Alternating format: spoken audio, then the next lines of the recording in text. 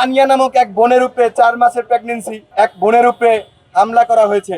গতকালকে চট্টগ্রামে আমরা দেখেছি জুলাই গ্রাফিতিকে কেন্দ্র করে চট্টগ্রামে আমাদের জুলাই যোদ্ধাদের উপরে আক্রমণ করা হয়েছে এবং এ ঘটনা ঘটেছে যে আমাদের তানিয়া নামক এক বোনের উপরে 4 মাসের প্রেগনেন্ট এক বোনের উপরে হামলা করা হয়েছে।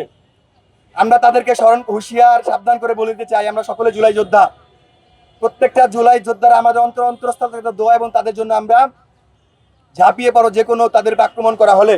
কালকে যে তানিয়ার উপরে আক্রমণ করা হয়েছে, হামলা করা হয়েছে, গ্রেপ্তার করা হয়েছে, আমরা আজকে জাতীয় বিপ্লবী সংসদ থেকে আহ্বান করতে চাই এবং তাদের সরকারকে হুঁশিয়ার করে বলে দিতে চাই যে জুলাই যোদ্ধাদের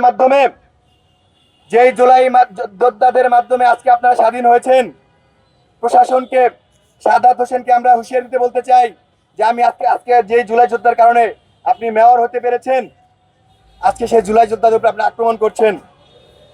ঘর সাজাতে চান স্টাইলিশ আর ঝামেলাহীনভাবে? আমাদের প্রিমিয়াম আর্টিফিশিয়াল ফুল লিভিং রুম, বেডরুম কিংবা অফিস সবখানে এনে দেবে এলিগ্যান্ট লুক। মনের মতো অ্যারেঞ্জমেন্ট দিয়ে সাজিয়ে ফেলুন আপনার স্বপ্নের ঘরকে।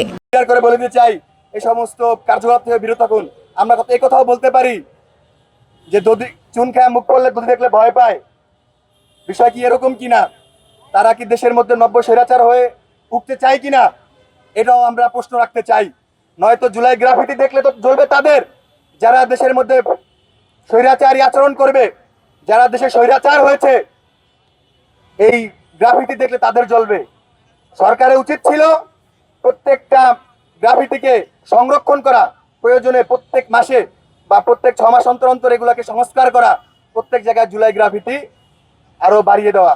কিন্তু আমরা সেখানে দেখতে পাচ্ছি যে জুলাই গ্রাফিতি কেন্দ্র করে আমাদের জুলাই যোদ্ধাদের উপর আক্রমণ করা হয়, আমাদের বন্ধুদের উপর আক্রমণ করা হয় এবং তাদেরকে হামলা গ্রেফতার করা হয়।